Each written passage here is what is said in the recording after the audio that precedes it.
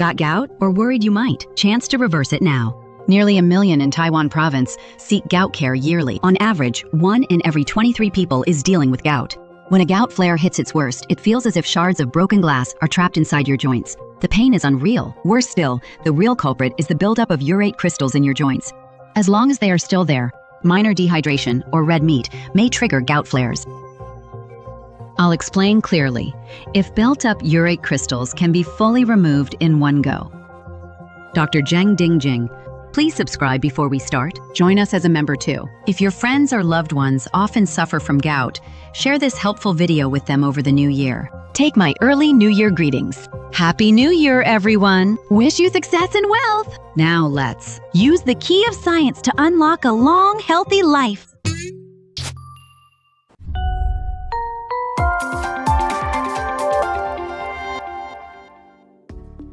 Historically, gout was nicknamed the disease of kings. That's because it once rarely troubled ordinary people.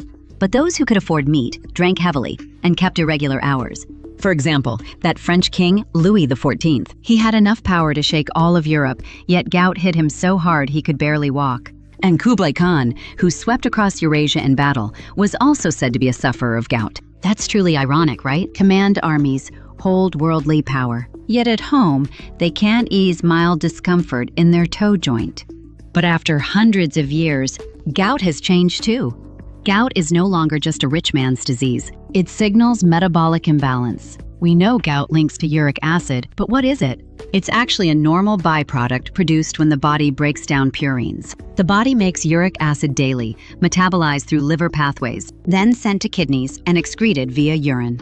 This is where gout becomes a problem. The body overproduces uric acid or excretes it poorly. Whether it's from eating too much high purine food, alcohol, or sugary drinks, or from inheriting the gout gene, if uric acid builds up in blood, it will rise to abnormal levels. Before long, joints will suffer terrible gout pain.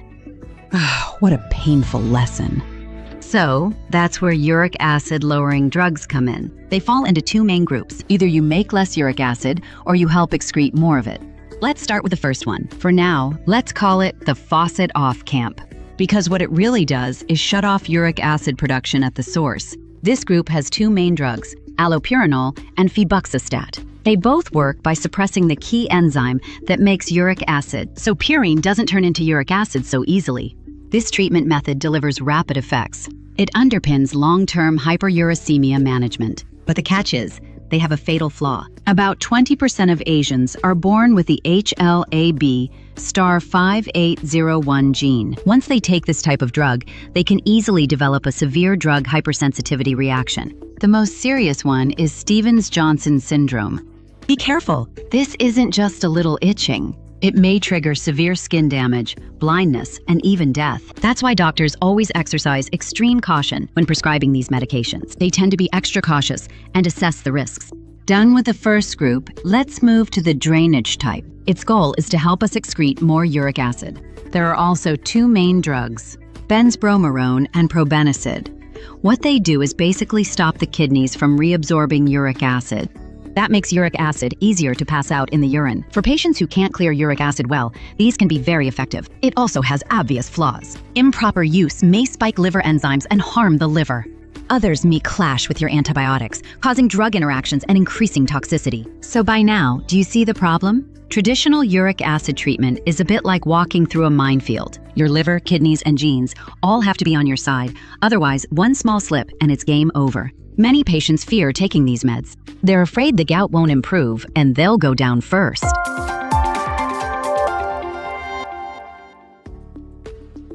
Thankfully, when it comes to effectiveness versus safety in gout treatment, we're finally seeing a real breakthrough in medicine. New options are starting to emerge. Let's start with the open the drain camp, the approach that helps uric acid get excreted more easily. The first contender is .inurad. Launched in Japan, not in Taiwan. It's like a little back scratcher, with its key target being a kidney transporter called URAT1. You can think of our kidneys as a recycling center. Normally, uric acid is ready to be excreted, but then URAT1 steps in and pulls the uric acid back. Older drugs could block that action too, but they weren't selective enough. so they could easily interfere with other organs' normal functions, increasing the burden on your liver. What makes dotinurad stand out is its precision. Dotinurad specifically targets the URAT1 culprit. According to the latest Phase 3 clinical trial, it can effectively lower uric acid levels by 45%. And because it works more precisely, clinicians are hoping to strike a better balance between effectiveness and side effects. Enough about the drainage group. Now let's discuss the blocking group, the route that blocks uric acid production.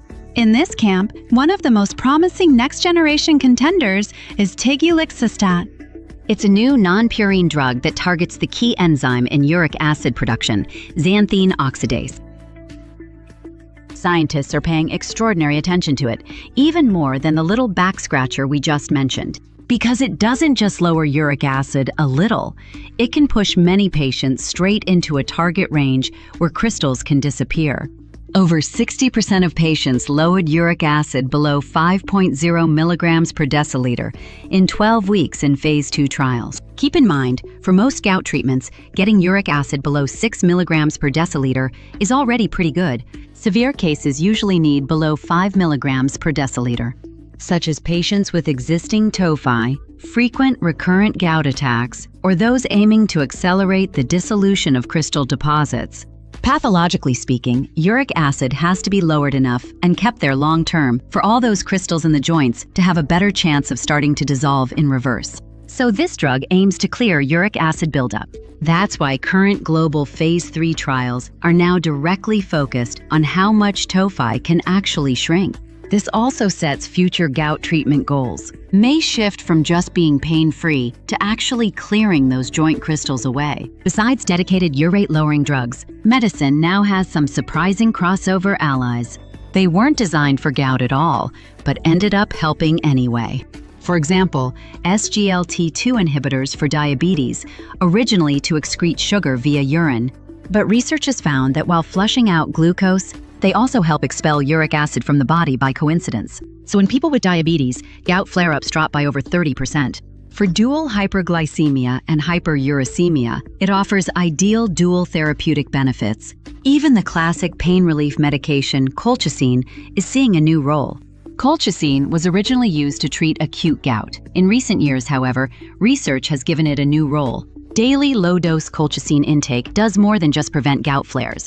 It may also reduce the risk of myocardial infarction and stroke. It transforms from an old pain relief standby into an anti-inflammatory veteran. Besides medication, many people think that uric acid can only be cleared by the kidneys.